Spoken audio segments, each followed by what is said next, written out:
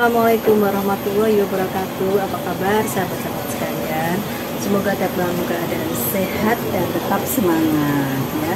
Kali ini Kembang Mangkok lagi ada di Ubud di Villa Samsara. Mau apa? Mau nemuin Musa, seorang food photographer yang handal ya. Nanti kita temuin ya. Oke.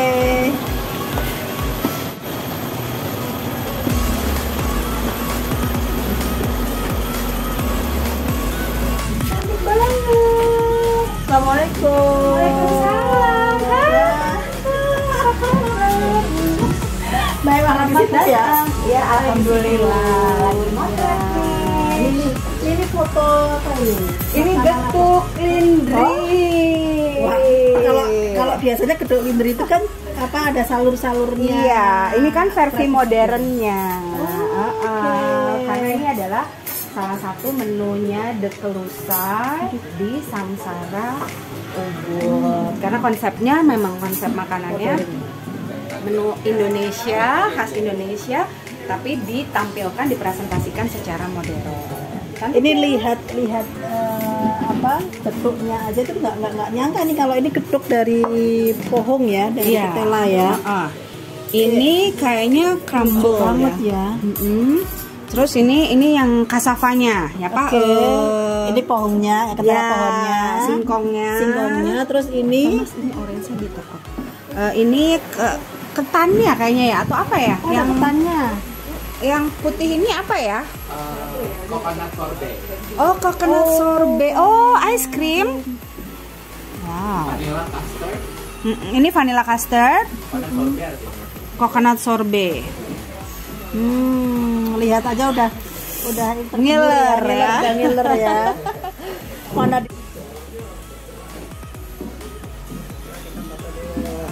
Aku sambil kerja ya, Pak. ya. Ini jadi ganggu. Enggak dong.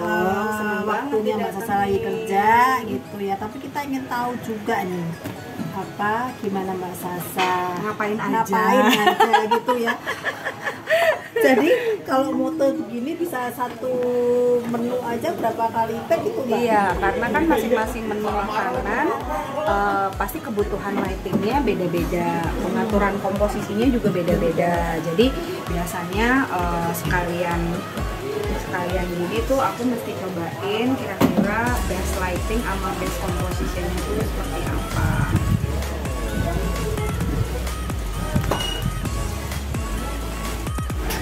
Dari 2014 sampai sekarang ya. 2014 itu udah benar-benar ini ya, Udah mulai ngerjain fokus ya, betul. Bantu juga klien untuk di rebranding, rebranding produknya mereka, terus membantu membuatkan konsep F&B-nya gitu. Itu juga termasuk yang aku kerjakan ya sekarang sih, skop pekerjaannya. Tapi Itu yang aku tampilkan. Kayak misalnya kalau aku pakai alas fotonya, misalnya sekarang yang lagi pop up alas foto warna-warni gitu, secara estetik bagus nggak? Bagus, tapi sesuai nggak sama konsepnya? Nah, jadi belum tentu. Makanya biasanya sebelum foto aku sama klien diskusi kira-kira nanti mau seperti apa, pakai propsnya apa, ton fotonya warnanya kayak gimana. Jadi benar-benar sesuai dan bisa merepresentasikan suatu brand. Kalau foto untuk kepentingan sendiri kayak mau abis masak terus kita posting di sosial media, itu kan berdasarkan apa yang kita suka. Nah, kalau kerjaan komersial nggak bisa, jadi harus kayak yang sesuai dan merepresentasikan brandnya gitu. Nah, ini prosesnya setelah difoto Difoto sampai di deliver ke klien itu apa Mbak? Biasanya ada proses post production untuk ngebersihin kayak gini kan, contohnya misalnya ada bekas-bekas geseran gitu ya. Nah, ini kan juga secara estetik kurang bagus misalnya. Nah, ini perlu proses post production. Oke, ada editing. Ada editing ya. Tetap ada proses editing gitu. Terus misalnya aku merasa ada bagian-bagian tertentu yang mungkin kurang terang gitu kan.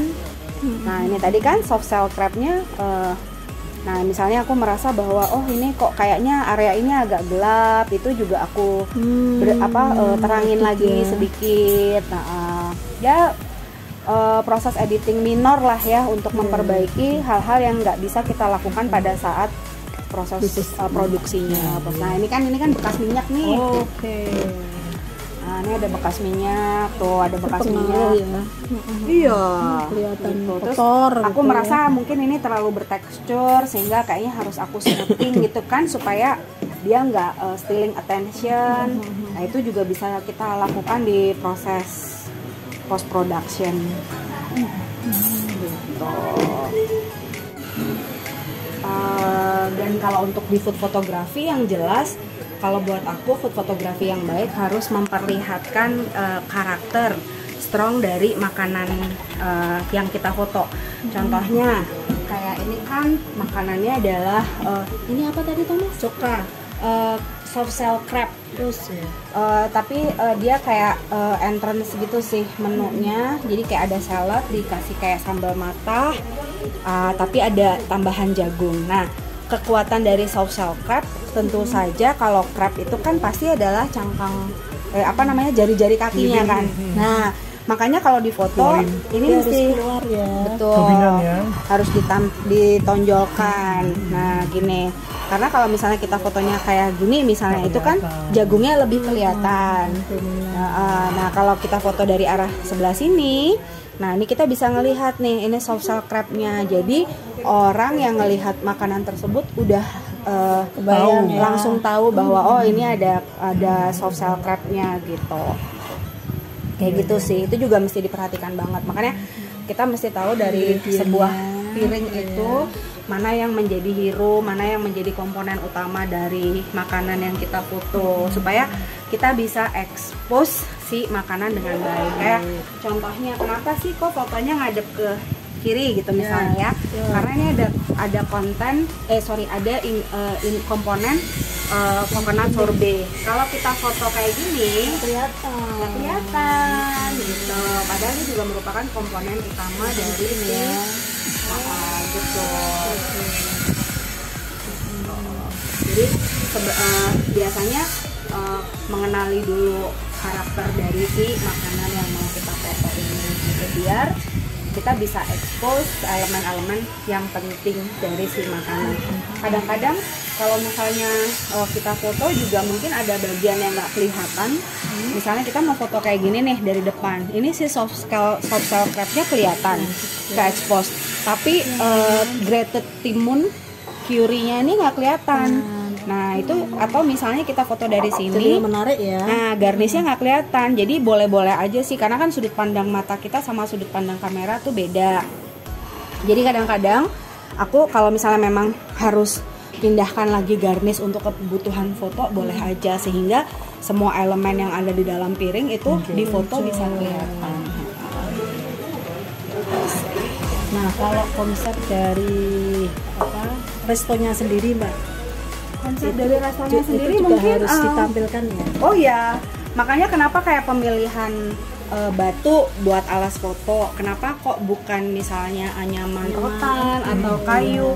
Karena ini kan pertama konsep restorannya sendiri juga tradisional ada, modernnya juga ada. Kemudian konsepnya juga tropical lah ya gitu. Nah kenapa aku pakai alas batu? Pertama karena dia terkesan lebih modern, sekaligus mahalnya dapet gitu ya. Karena kan kalau restorannya memang secara value tinggi, kita nggak boleh turunin di foto.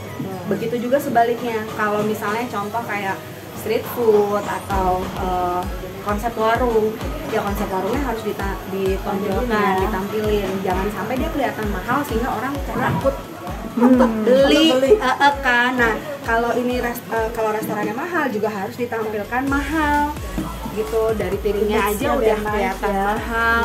Jadi harus dia betul, jadi sesuai dengan konsep, karena mahal murah tuh juga kan konsep. Nah batu ini aku ambil dari elemen-elemen interior yang ada di restoran ini gitu. Jadi sekarang ada yang putih, itu juga tadi gantian kita pakai yang warnanya abu-abu kan, karena di sini pakai batu-batu andesit. Jadi itu kita pakai juga di sebagai alas foto. Emang powernya di kaki. Harum, kalau tahu di Bali kan ada lapis legit harum yang terkenal tuh.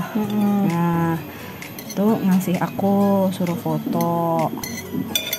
Ternyata wah seru juga ya gitu. Jadi keterusan deh sampai sekarang. Dan emang sukanya makanan sih, karena aku ngerasa kalau di dalam makanan tuh kan ada part styling, nata gitu ya. Nah itu kayak aku suka. Masak aku nggak suka.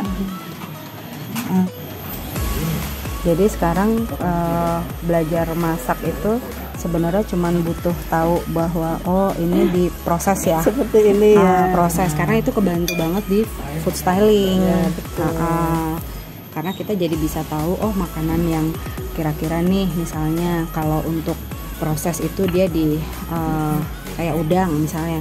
Kalau udang tuh paling bagus dia dipensil, karena kalau dipensil itu warna merahnya tuh keluar. Gitu. Nah jadi kalau mau foto yang bakar-bakar itu memang paling bagus udangnya dipensil. Tapi kalau misalnya dia dibakar ya dia setelah dipensil keluar warnanya oil sedikit itu. Oh iya Jadi iya cuman iya. itu cuma kayak dikuasin di wajan. Terus habis itu oilnya diolesin di wajan. Nah sampai orange-nya itu keluar. Nah sejauh ini ada ini nggak dari klien gitu ya, bahwa dengan difoto seperti ini meningkat dari sisi ya hasil lah gitu ya, omset gitu Omset. ya. Iya dong pastinya, karena kan dengan difoto makanannya bisa divisualkan, sehingga tadinya orang yang mungkin nggak tertarik mau beli jadi kepengen beli. Atau juga misalnya yang yang tadinya mungkin cuma mau order makan main course, tapi begitu ngelihat dessertnya cantik kayak gini, mungkin kalau tulisannya cuma getuk ya udahlah ya, cuma getuk doang gitu kan, nggak kepengen. Tapi gara-gara ngelihat visualnya yang cantik, wah getuknya menarik nih gitu kan. Nah itu bisa membuat orang jadi lebih pengen nyoba, ya kan? Nah ini kan seperti ini tuh kan orang yang pengen banget lah nyoba ya. Cemokot. Karena tampilannya yang baru ya. Nah untuk pemakaian garnish ini sekaligus yang bisa dimakan juga dengan ini ya, menu tersebut ya. Kalau ini kan memang dia peppermint. Kalau peppermint kan memang umum banget ya dipakai sebagai garnish gitu. Itu tuh daun minyak aja yang kecil-kecil. Ini yang kecil-kecil ya. Soalnya kalau gede-gede nanti nutupin makanannya ya. Nah ini seperti ini contohnya getuk. Getuk itu kan biasanya dimakan dengan kelapa parut kan ya. Nah ini diganti dengan ini ya. Kelapanya diganti, kelapa parutnya diganti dengan coconut sorbet. Ya. Jadi supaya lebih modern gitu. Ya. Tampilan dan kesannya itu modern gitu. Karena kalau misalnya di Indonesia kita bicara mengenai menu otentik, sebenarnya yang penting otentik itu adalah tidak menghilangkan resep aslinya, gitu. Tetapi dengan proses modernisasi atau akulturasi budaya, itu dia akhirnya kemudian membaur dengan produk-produk lainnya. Jadi kayak misalnya yang tadinya kelapa parut, dia supaya bisa lebih acceptable gitu ya. Getuk lindri mungkin kalau anak millennials nggak tertarik, nggak tertarik. Tapi karena kemudian diberikan tampilan seperti ini, kemudian diganti menjadi bentuk ataupun tekstur yang lain, sehingga anak-anak yang lebih muda itu bisa lebih menerima. Cara menikmatinya bisa lain gitu Ya, ya. betul. Selama yang penting dia tidak kehilangan istilahnya komponen asli ya, resep gitu. Kayak kalau getuk ya emang dia dari cassava gitu kan, dari singkong. Nah, Bisa macam-macam banget tante. Jadi nggak harus selalu kayak Tomat atau bahkan kayak misalnya parsley, itu bahkan sesuatu yang udah nggak pernah kita pakai lagi ya gitu. Jadi kalau sekarang kayak daun kemangi digoreng, daun kari loh mbak, daun kari, betul. Terus ya istilahnya dari ingredientsnya dia dipakai buat garnish itu. Selain menambah rasa, flavor, juga dia cantik buat garnish. Terus sekarang tapi harus ada di kandungan dia ya? Enggak juga. Enggak juga? Enggak juga. Oh. Enggak juga kok. Tapi at least related. Kayak misalnya kayak gini terus kita pakainya rosemary, kan dia nggak nggak cocok karena lokal ya. Karena dia kontennya tapi kalau misalnya kita pakai garnish misalnya kayak apa, daun watercress atau daun kenikir. Daun kenikir itu bagus banget buat garnish. Oh. Bunga bawang itu kan masih kayak dia tidak ada di ingredients tapi dia konten lokal ya, gitu. betul. Karena ini kan makanannya juga makanan lokal, jadi mau dikasih itu oke aja, sah-sah aja. Tapi kalau kayak thyme, rosemary itu kan emang kental nuansa herbs, betul. Makanan western ya. Jadi kalau misalnya kita taruh itu sebagai garnish, jadi rasanya kurang pas. Nggak selalu sih, kalau aku sih nggak selalu harus dari ada ingredients, campuran ingredients. Ada kan yang suka dulu bumbunya di acara-acara itu loh mbak. Nah, itu juga udah ditebar-tebar gitu loh. Oh, apa maksudnya ingredientsnya ya? Jadi balik lagi ke konsep sih tante. Kalau misalnya dengan konsep modern, clean look nggak cocok. Oh, ini karena modern ya? Karena modern, clean look, tampilannya juga apa ya? Meskipun makanan tradisional Indonesia, tapi kan secara platingan dan kita melihat konsep serta ambience restoran juga modern, maka konsep foto yang diambil stylingnya juga styling modern. Gitu. Kalau yang ditebar-tebar itu konsep apa itu? Kayaknya mungkin lebih kayak ke tradisional. Iya. Terus kembali lagi juga mungkin selera ya. Kalau aku sih sendiri kalau misalnya kayak ada ingredients yang kita taruh gitu, mungkin kayak misalnya foto makanan untuk balai udang, itu masih relatable lah, kayak gini nih misalnya. Misalnya contohnya sama kayak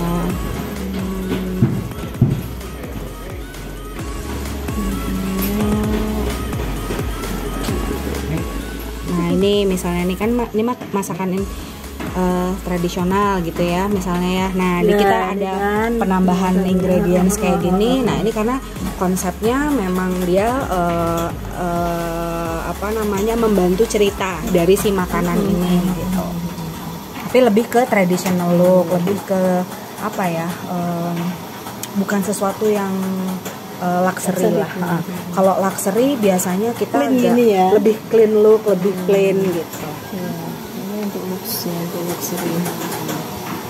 Karena ini kan memang konsepnya restonya kan luxury kan. Jadi itu kayak cabai deh nanti kan ditebar gitu kan. Jadi foto itu kan juga harus disesuaikan sih stylingnya sama konsep makanannya, konsep brandnya gitu. Jangan sampai nggak sesuai. Nah ini kayak gini, ini kan ada ingredients, tapi kan makanannya tradisional, still oke lah gitu. Nah pas, oke. Silahkan ditulis nanti di sini Satay Festival, misalnya kayak gitu deh, boleh deh. Sate campur.